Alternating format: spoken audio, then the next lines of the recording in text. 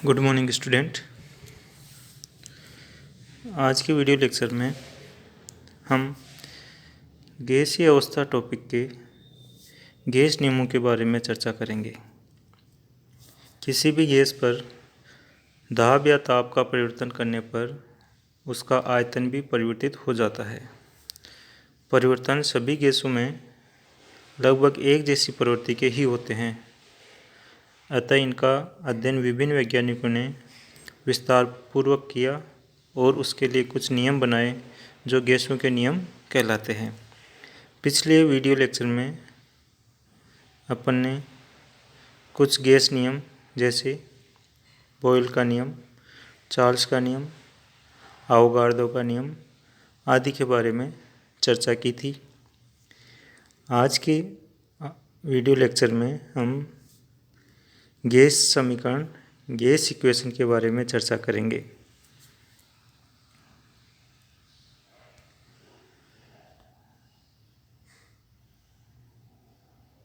तो आज अपन गैस समीकरण या गैस इक्वेशन के बारे में चर्चा करेंगे। गैसों के चार मापनीय विशेषताएं: आयतन, दाब, ताप और गैस के मोलों की संख्या। गैसों की चार मुख्य विशेषताएं, चार मापनीय विशेषताएं होती है: आयतन, दाब, ताप और गैसों के मोलों की संख्या में संबंध बॉयल, चार्ल्स तथा आवोगाड्रो के नियमों को मिलाकर बताया जाता है, जिसके बारे में अपन ने पहले भी अध्ययन किया है और इसको आप यहाँ दोबारा एक बार देख सकते हैं। सबसे पहले बात करते हैं बॉयल के नियम की। तो बॉयल का नियम किसी गैस के आयतन और दाब के मध्य संबंध बताता है और इस नियम के अनुसार V समानुपाती 1/P। यहाँ V गैस का आयतन है और P गैस का दाब है। तो बॉयल के नियमानुसार V समानुपाती 1/P, या इसको अपन इस रूप में भी लिख सकते हैं: PV इक्वल टू स्थिरांक। और ये इस नियम में ताप को स्थिर रखा जाता है। स्थिर ताप पर ये बॉयल के नियम का संबंध स्थापित किया जाता है। दूसरा नियम है अपना चार्ल्स का नियम। चार्ल्स का नियम गैस के आयतन और ताप के मध्य संबंध बताता है। इस नियम के अनुसार किसी गैस का आयतन उस गैस के ताप के समानुपाती होता है और ये स्थिर दाब पर होता है। तो इस चार्ल्स के नियमानुसार V समानुपाती T, या इसको इस रूप में भी लिख सकते हैं V/T इक्वल टू स्थिरांक।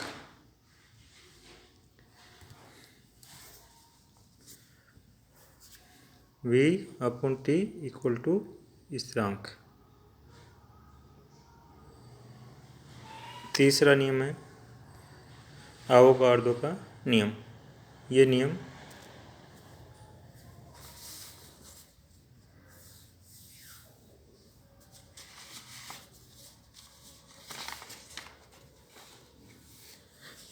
इस नियम के अनुसार समान ताप व समान दाब पर समान आयतन वाली गैसों में मोलों की संख्या भी समान होती है। तो ये आवोगाड्रो का नियम गैस के आयतन और मोलों की संख्या के मध्य संबंध स्थापित करता है। यहाँ V समानुपाती N, यहाँ N इक्वल टू N/N0 है, अर्थात N यहाँ गैस के मोलों की संख्या है। जो स्मॉल n है यहाँ गैस के मोलों की संख्या को प्रदर्शित करता है, या इसको इस रूप में भी लिख सकते हैं V/N इक्वल टू स्थिरांक। V/N इक्वल टू स्थिरांक। और ये इसमें ताप और दाब स्थिर होगा, तब ये नियम लागू होगा। तो बॉयल का नियम, चार्ल्स का नियम और अवोगाड्रो का नियम, ये तीनों नियम।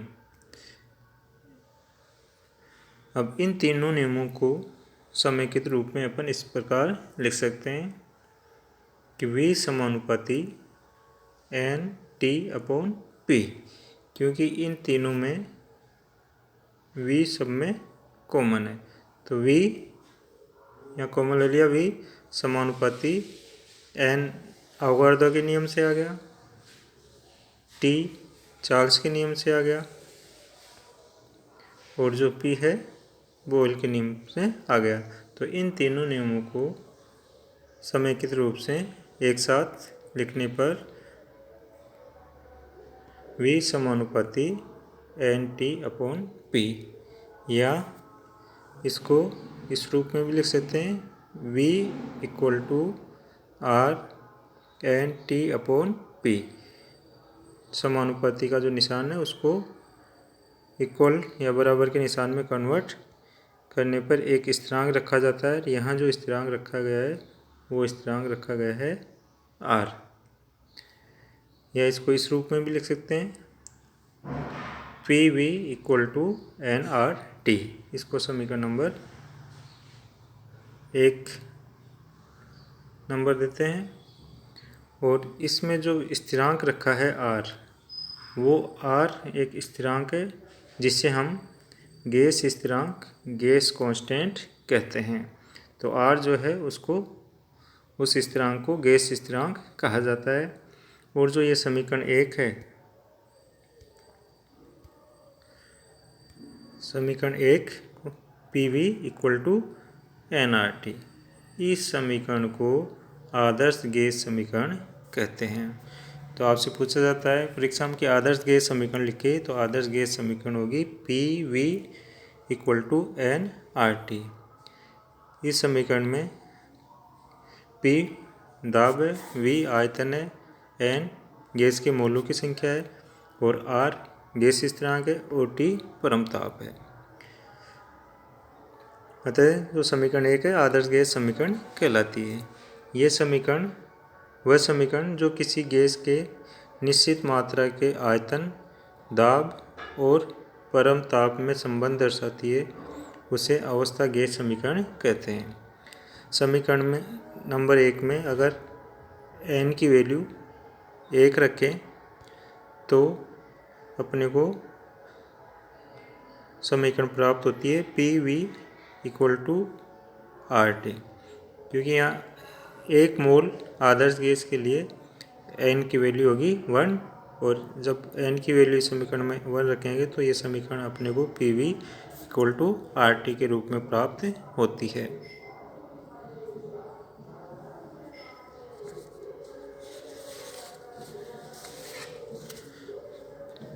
अब अपन देखते हैं कि जो आदर्श गैस समीकरण है PV = nRT, इसमें जो R है वो अपना गैस स्थिरांक है। वो गैस स्थिरांक की प्रकृति क्या है, nature of gas constant, gas constant की प्रकृति। जैसे अभी अपन ने देखा कि एक आदर्श गैस के लिए जो आदर्श गैस समीकरण होती है वो है अपनी PV = nRT।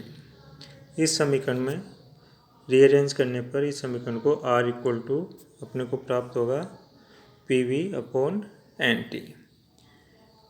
यहाँ पे इन सभी के मान रखने पर P यहाँ दाब है, V आयतन है, N मोलों की संख्या है, और T ताप है।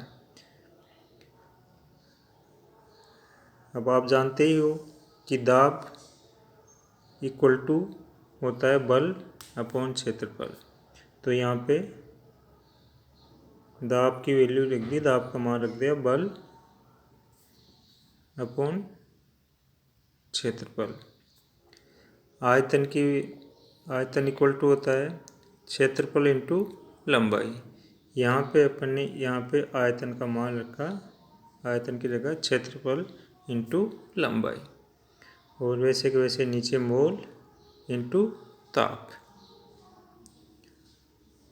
इसको थोड़ा और आगे हल करने पर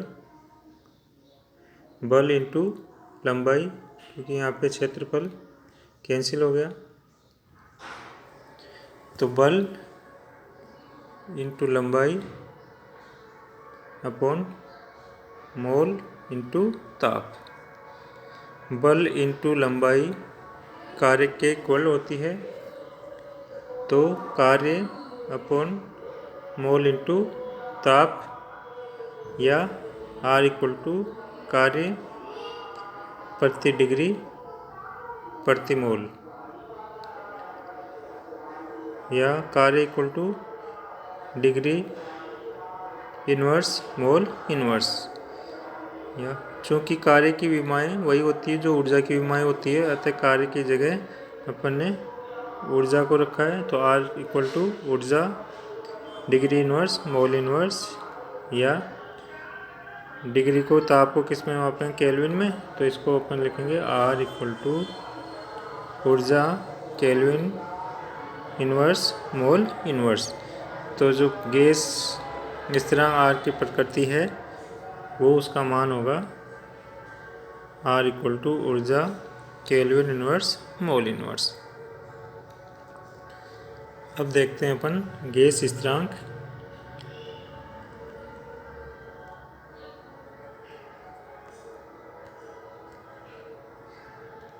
गैस स्थिरांक R का आंकिक मान, न्यूमेरिकल वैल्यू ऑफ R। क्योंकि R का जो मान प्राप्त हो रहा है वो अपने को हो रहा है R इक्वल टू ऊर्जा केल्विन इन्वर्स मोल इन्वर्स।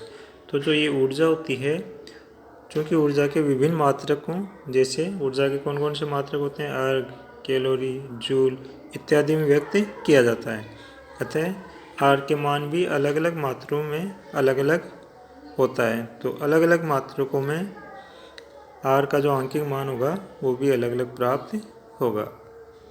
जैसे सबसे पहले अपन बात करते हैं CGS मात्रक में। CGS मात्रक में ऊर्जा को अर्ग में व्यक्त करते हैं। ऊर्जा का जो मात्रक होता है CGS मात्रक में, उसमें ऊर्जा का मात्रक अर्ग होता है, अतः R का मात्रक अर्ग प्रति डिग्री प्रति मोल होगा। और जब इन सभी का मान रखेंगे तो R की जो आंकिक मान आएगा, R की जो आंकिक वैल्यू आएगी CGS मात्रक में, वो आएगी R इक्वल टू 8.314 इंटू 10⁻⁷ अर्ग केल्विन इन्वर्स मोल इन्वर्स। दूसरा देखिए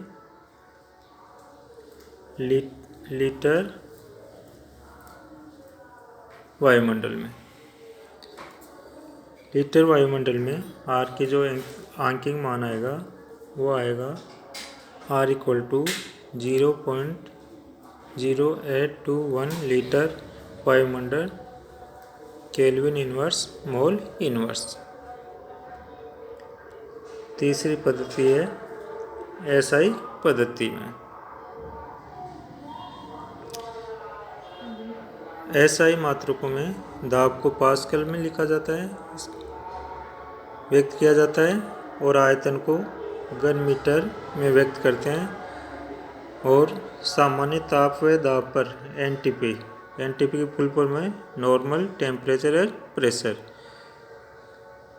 तो नॉर्मल टेम्परेचर एवं प्रेशर पर 1 मोल गैस का आयतन 22.4 लीटर होता है, और दाब की जो वैल्यू होती है P इक्वल टू 1 वायुमंडल, या इसको पास्कल में व्यक्त करेंगे तो 1.01325 इंटू 10⁵ पास्कल होगा।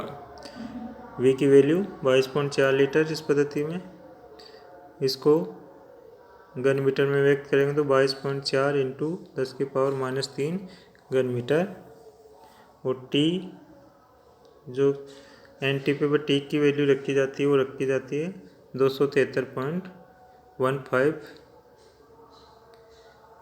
सेंटीग्रेड, और N का मान आएगा 1 मोल। अब ये सारे मान रखने पर R की जो वैल्यू आएगी वो R की वैल्यू प्राप्त होती है अपने को 8.314 pascal metre cube kelvin inverse mole inverse, या पास्कल इक्वल टू होता है न्यूटन इंटू मीटर, इस मीटर -2। ये पास्कल की वैल्यू यहाँ पे रखने पर अपने को इसका मान प्राप्त होता है 8.314 newton metre kelvin inverse mole inverse, या न्यूटन इंटू मीटर को जूल में व्यक्त करते हैं। तो जूल इक्वल टू होता है न्यूटन इंटू मीटर, तो न्यूटन इंटू मीटर की जगह न्यूटन इंटू मीटर का मान जूल रखने पर अपने को आर की वैल्यू जो प्राप्त हो रही है वो रही है R equal to 8.314 joule kelvin inverse mole inverse. इस प्रकार एसआई पद्धति में जो आर का आंकिक मान प्राप्त होता है वो अपने को प्राप्त होता है R equal to 8.314 joule kelvin inverse mole inverse. आधुनिक गणनाओं में जो एनटीपी है, जिसकी फुल फॉर्म है सामान्य ताप व दाब, इसमें ताप का मान रखा जाता है 273.15 के और दाब का मान रखा जाता है 1 वायुमंडलीय। तो आधुनिक गणनाओं में एनटीपी, जिसमें 1 वायुमंडलीय दाब और 0 डिग्री सेल्सियस का स्थान आजकल एसटीपी की फुल फॉर्म है एस फॉर स्टैंडर्ड, टी से टेम्परेचर एंड पी से pressure. Standard temperature and pressure ने लिया है। एसटी पर जो दाब होगा उसको लिया जाता है 1 बार, और जो ताप है वो उसकी वैल्यू होती है 25 डिग्री सेल्सियस, और आयतन जो है वो आयतन लिया जाता है 24.789 लीटर, या लगभग 24.08 लीटर। तो ये मान जब रखते हैं अपन, तो आर की जो वैल्यू प्राप्त होगी वो आर की वैल्यू प्राप्त होती है R equal to 0.08314 bar litre kelvin inverse mole inverse. तो अगर ऐसा पद्धति में ताप और दाब का मान एसटी पे लिया जाता है तो आर की वैल्यू अपने को ये वैल्यू प्राप्त होती है। इस प्रकार विभिन्न गैस नियमों का उपयोग करते हुए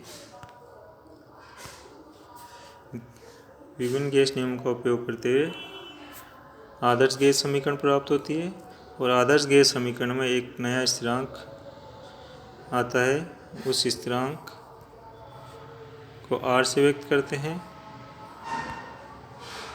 और जो आर है इसे गैस स्थिरांक कहते हैं, और इस गैस स्थिरांक की नेचर और इसके आंकिक मान के बारे में एग्जाम में पूछा जाता है। इसके अलावा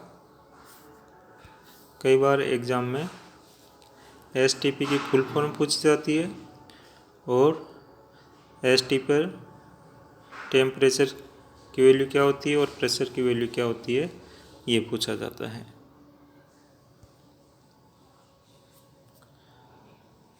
धन्यवाद।